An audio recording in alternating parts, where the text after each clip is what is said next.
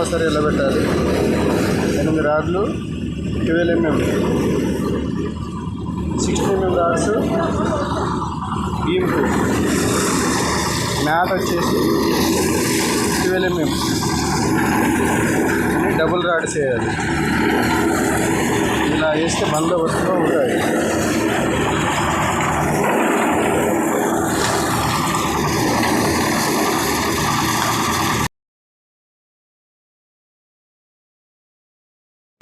మెట్లు వేయడం ఎలానో చూడండి.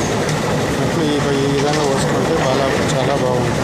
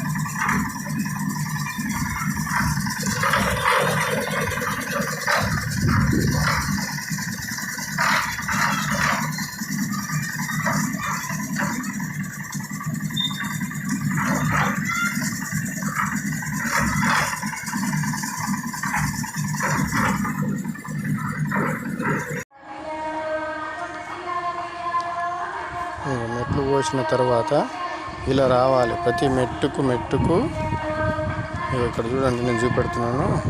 ఇగో 5 ఇంచులు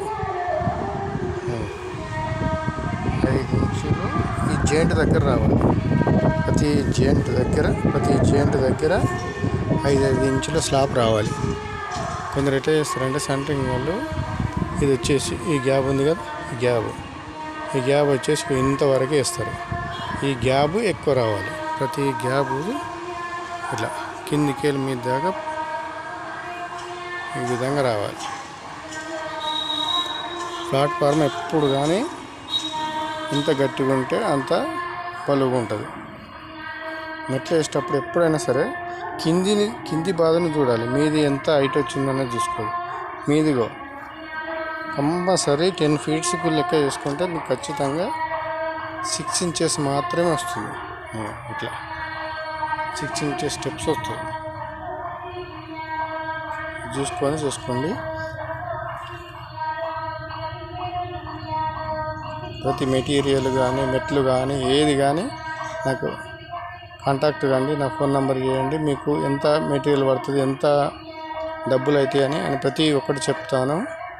ఇప్పుడు చిన్న గోడల కాడ ఇబ్బంది పడుతుంటారండి. ఎంతో అంత ఐటెం తెచ్చుకొని ఎక్కువ మిగిలిపోతూ ఉంటుంది.